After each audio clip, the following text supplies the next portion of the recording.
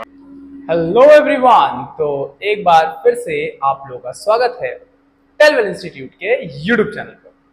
और आज मैं यहाँ पर लेकर आया हूँ क्लास 9th का इंग्लिश का chapter the sound of music. जैसा कि हमें पता है यहाँ पर हमारे पास दो स्टोरीज हैं और हम यहाँ पढ़ने वाले हैं। बट इनको मैं अपलोड जो है वो पार्ट वाइज करने वाला हूँ, पार्ट 1 एंड पार्ट 2। उसका एक रीजन है क्योंकि मैं दोनों स्टोरीज इसलिए एक साथ नहीं आपको अपलोड कर रहा हूँ क्योंकि मे भी हो सकता है कभी कभी बच्चों को एक ही स्टोरी देखनी होती है, कभी कभी बच्चों को सिर्फ दूसरी स्टोरी देखनी होती है। That is why I am posting in parts. तो पार्ट 1 आपके सामने है और पार्ट 2 का डिस्क्रिप्शन आप लोगों को, उसकी जो पार्ट 2 की जो लिंक है वो आपको डिस्क्रिप्शन बॉक्स में मिल जाएगी। सेम होगा पार्ट 2 के साथ। पार्ट 2 की डिस्क्रिप्शन बॉक्स में आपको पार्ट 1 की लिंक मिल जाएगी। Okay, so without wasting time मैं शुरू करता हूं चैप्टर। हाँ, उससे पहले एक और बात, कैसा लगा मेरा नया लुक? है ना, नया वया लुक कुछ नहीं यार, मजबूरी है एक्चुअल में। हाँ, तो कुछ दिन मुझे इसी तरीके से शाकाल वाले भेस में झेल लो। नेक्स्ट, जैसे ही बाल आ जाते हैं अगेन थोड़े से हैंडसम सर लगने लगेंगे, तब तक ऐसे विलन टाइप के लुक में ही मुझे झेलते रहो। स्टार्ट करते हैं चैप्टर को।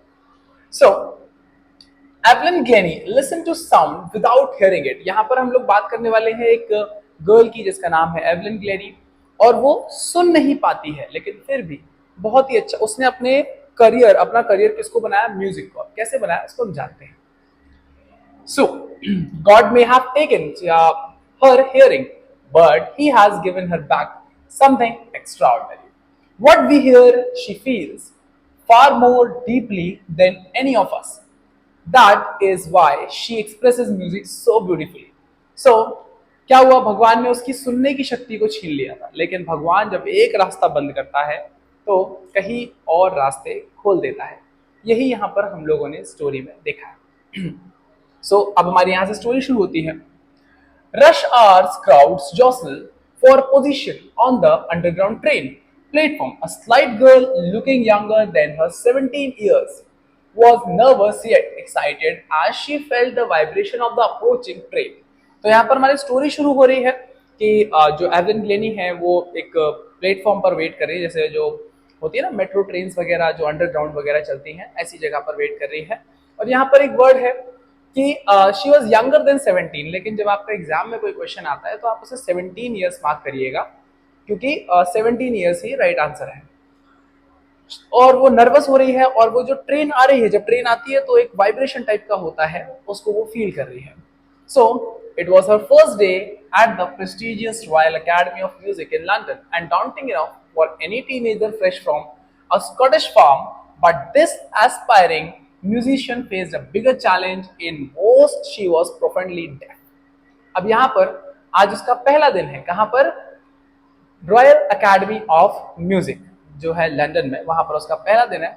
और लोगों के लिए बड़ा मुश्किल होता है इस एकेडमी का एग्जाम फेस करना, इस एकेडमी का एग्जाम को कंप्लीट करना और उसमें सिलेक्शन होना। लेकिन ये एक छोटी सी टीनेजर जो कि 17 ईयर्स की है, उसने ये काम कर लिया, वो भी अपने फर्स्ट अटेम्प्ट में। Evelyn Glennie's loss of hearing had been gradual. Her mother remembers noticing something was wrong. When the 8-year-old Evelyn was waiting to play the piano, they called her name and she didn't move. So story शुरू होती है कि जब वो 8 साल की थी तब उसके सबसे पहले जो है उसकी हियरिंग को नोटिस किया गया, क्योंकि वो वेट कर रही थी पियानो प्ले करने का, लेकिन उसकी फैमिली जो है वो उसको बुला रही थी लेकिन वो सुन नहीं रही थी और रिस्पॉन्ड नहीं कर रही थी। So I suddenly realized she hadn't heard, says Isabel Glennie, उसकी मदर का नाम है। For quite a while, Evelyn managed to conceal her growing deafness from friends and teachers, but by the time of she was 11, her marks had deteriorated and her headmistress urged her parents to take her to a specialist. अब यहाँ पर बात चलती है कि ठीक है, उसको सुनाई नहीं देता था और जैसे तैसे करके उसने अपनी जो हियरिंग है, मतलब जैसे डेफनेस है जो, उसको छुपा के रखा। लेकिन जैसे जैसे वो 11 साल की हुई तो यहाँ पर आपके पास दो क्वेश्चन बनते हैं कि कब उसकी जो डेफनेस है वो पहले नोटिस की गई, तो 8 साल में, और जो बिल्कुल प्रॉपर उसकी जो हियरिंग है उसको नोटिस किया गया कि हाँ मतलब ये है ही बहरी, इसको सुनाई नहीं देता है, वो हुआ 11 साल में। उसके जो मार्क्स थे वो सुन नहीं पाती थी, क्लास के अंदर कॉन्सेंट्रेट नहीं कर पाती थी, इसकी वजह से उसके जो मार्क्स थे वो क्या हो रहे थे, धीरे धीरे डिटरेट हो रहे थे, मतलब कि कम हो रहे थे। तो जो हेड मिस्ट्रेस होती है, हेड मिस्ट्रेस कौन होती है? जो 1 to 5 तक के स्कूल की जो प्रिंसिपल होते हैं उनको हेड मिस्ट्रेस बोला जाता है। अगर वो फीमेल है, अगर वो मेल है तो उनको हेड मास्टर बोला जाता है। उन्होंने उनके पेरेंट्स को बुलाया और बोला कि आप इसको स्पेशलिस्ट के पास ले जाइए। It was then discovered that her hearing was severely impaired as a result of gradual nerve damage. So वहां पर जाके जब स्पेशलिस्ट को चेक कराया तो पता चला कि वो जो है वो उसका जो हेयरिंग है वो किसी एक नर्व डैमेज की वजह से वो सुन नहीं पाती है। They were advised that she should be fitted with hearing aids and sent to the school for the deaf. उसको क्या एडवाइस दी गई कि उसको आप कान वाली मशीन लगवा दीजिए और उसमें भेज दीजिए जहां पर डिसेबल्ड बच्चे पढ़ते हैं। Everything suddenly look black says Evelyn. Evelyn बोलते हैं कि मुझे मतलब सब चीजें अंधेरा अंधेरा दिखने लगा, मतलब मेरी तो लाइफ ही खत्म होगी एक तरीके से, उसको ऐसे लगने लगा। सो she was determined to lead a normal life and pursue her interest in music. One day she noticed a girl playing a xylophone and decided that she wanted to play it. अब क्या हुआ, उसको तो अपना जो future है वो किसमें बनाना था? म्यूजिक में बनाना था। और जब वो सुन ही नहीं सकती तो फिर वो म्यूजिक में अपना फ्यूचर कैसे बनाएगी? अब एक दिन उसने एक लड़की को जाइलोफोन बजाते हुए देखा। जाइलोफोन जो होता है वो कुछ इस तरीके का दिखता है और उसने कहा कि नहीं, मैं तो अपना करियर जो है वो जाइलोफोन मतलब इसी में बनाऊंगी, म्यूजिक में ही बनाऊंगी। Most of the teachers discouraged her, but percussionist Ron Forbes spotted her potential. He began by tuning two large drums to different notes. तो बहुत सारे टीचर्स ने उसे डिस्करेज किया, उससे बोला कि बेटा आप तो बहरे हो, आप डेफ हो, आप कैसे म्यूजिक में जा सकते हो, मतलब आपका कोई और छोर ही नहीं मिलता इस चीज से। लेकिन जो रॉन फॉर्बिस थे उन्होंने उसके पोटेंशियल को देखा, उन्होंने नहीं यार ये बच्ची जो है मेहनत करने वाली है। और उन्होंने सबसे पहले उसको क्या शुरू करा, उन्होंने कहा म्यूजिक को पहले तुम पकड़ना सीखो। तो उन्होंने दो अलग अलग ड्रम्स रखे, जैसे आप देखा ना, आपने कभी कॉन्गो बजाया होगा या तबला देखा होगा, तो एक जो होता है उसका नोट अलग होता है, एक जो होता है उसका नोट अलग होता है, मतलब हम बेस अलग होता है, ऐसे होता है। So don't listen through your ears, he would say, try to sense it some other way, says Evelyn. Suddenly, I realized I could feel the higher drum from the waist up and the lower one from the waist down. उन्होंने बोला कि कान से मत सुनो बेटा, आप इसको अपनी बॉडी पर फील करो, किसी और तरीके से फील करो। और एवलिन ने देखा कि क्या वो इस चीज को फील कर रही है, जो हायर नोट्स हैं उनको वो अपने वेस्ट के ऊपर वाले शरीर पर फील कर पा रही है, जो लोअर नोट्स हैं उनको वेस्ट से नीचे वाले शरीर को। होता है ना, जैसे कभी कभी हम एक जमीन पर पैर रख लेते हैं और कोई चीज चल रही है तो हमें वाइब्रेशन फील हो जाता है। कभी कभी आपने देखा होगा शादी बारातों में जोर जोर से साउंड बजता है और हमें वो वाइब्रेशन यहाँ अपने हार्ट के पास फील होता है। So, Forbes repeated the exercise and soon Evelyn discovered that she could sense certain notes in different parts of her body. I had learned to open my mind and body to sound and vibrations. The rest was sheer determination and hard work. अब क्या हुआ कि जो Ron फॉर्बिस थे उन्होंने एक exercise continue रखी और धीरे धीरे धीरे धीरे जो क्या बोलते हैं एवलिन है वो म्यूजिक को समझना और वाइब्रेशंस को हैंडल करना सीख गई। She never looked back from that point onwards. She toured the United Kingdom with a youth orchestra, and by the time she was 16, she had decided to make music her life.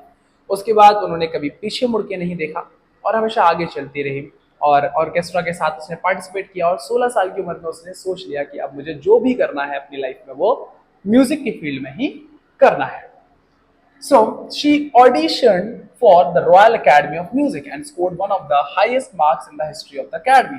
और फिर उसने क्या किया, royal academy of London के entrance का exam दिया और history में सबसे ज्यादा मार्क्स, मतलब कि हिस्ट्री मतलब सब्जेक्ट में नहीं, इतने अच्छे नंबर कोई नॉर्मल म्यूजिशियन भी नहीं लेके आया था जो कि एवलिन के लिए लेके आए।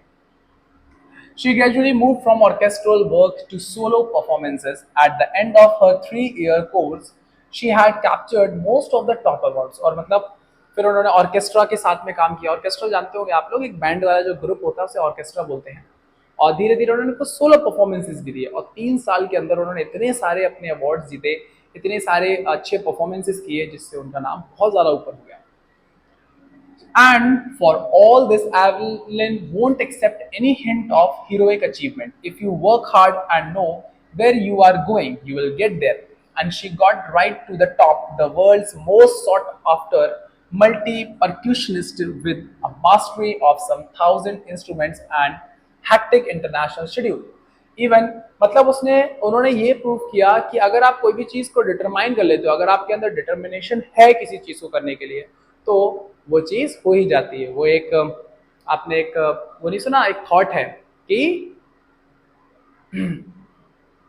मेहनत जो है वो अगर हम किसी भी चीज में करते हैं, अगर हम किसी भी चीज में मन लगा के काम करते हैं, तो वो काम भी एक समय के बाद ये कहता है कि भाई अब तो मुझे मानना ही पड़ेगा।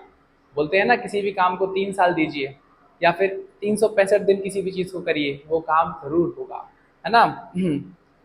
सो इसमें उसके बाद उन्होंने बहुत सारे 1,000 का मतलब इंटरनेशनल स्केड्यूल्स थे, बहुत सारी जगहों पर उनके शोज हुआ करते थे, बहुत ज़्यादा फेमस हो गई थी।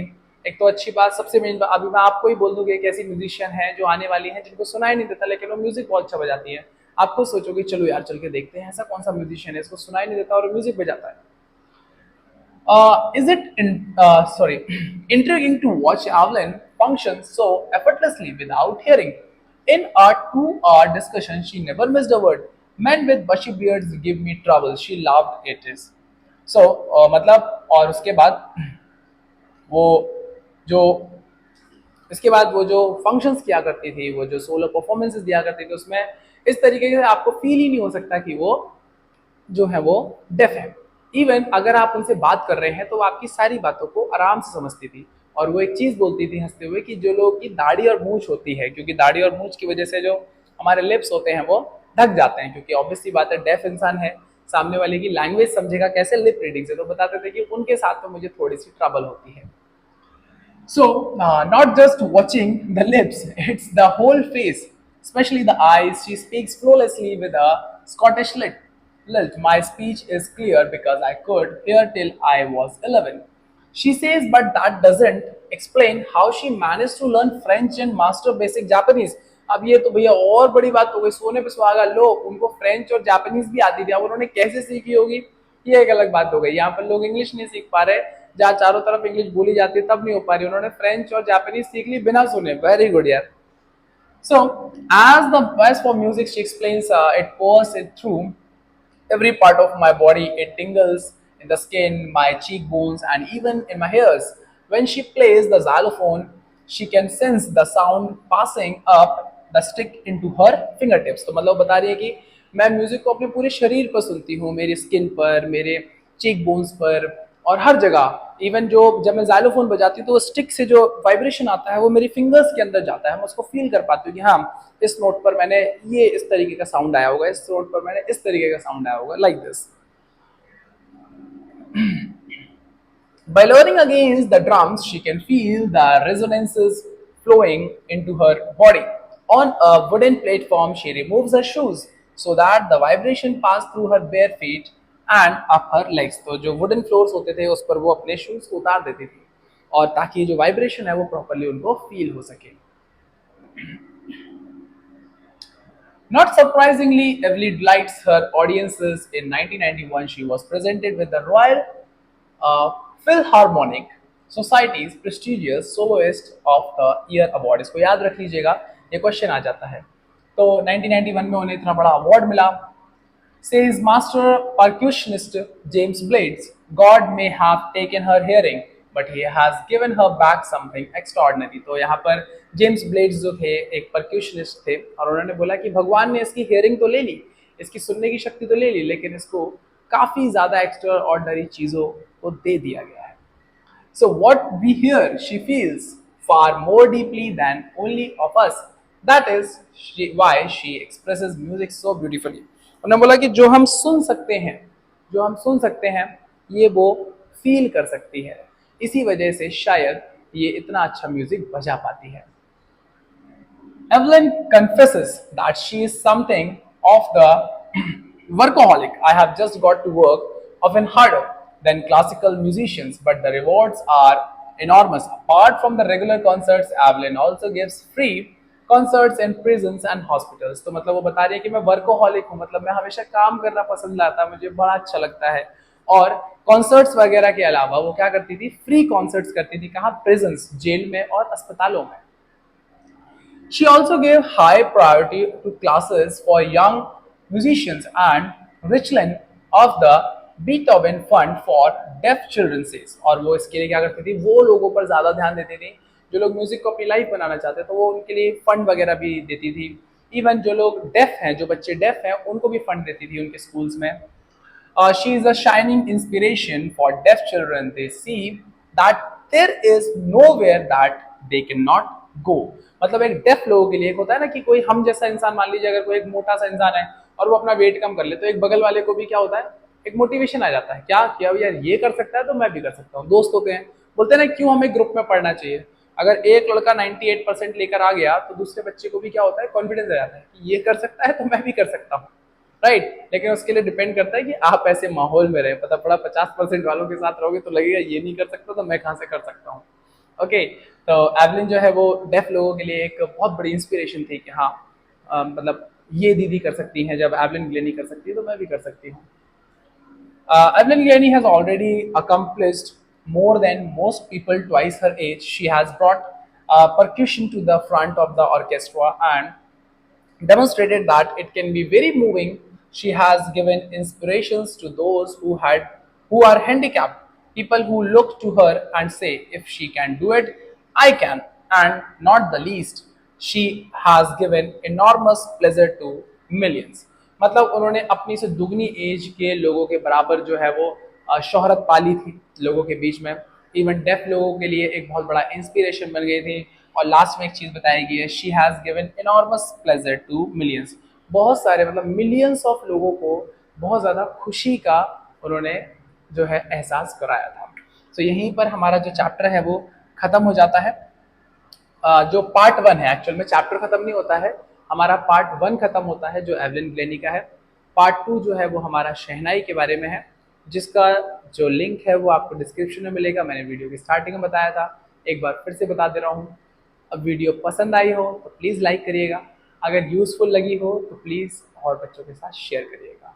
मिलता हूँ आप लोगों से इसी के पार्ट 2 में। मे बी मैं कोशिश कर रहा हूँ कि मैं बैक टू बैक इसको अपलोड कर देता हूँ ताकि आप लोग को दोनों पार्ट्स एक साथ देखने को मिल जाए। सो मिलता हूँ आप लोगों से नेक्स्ट वीडियो में। Bye bye, thank you.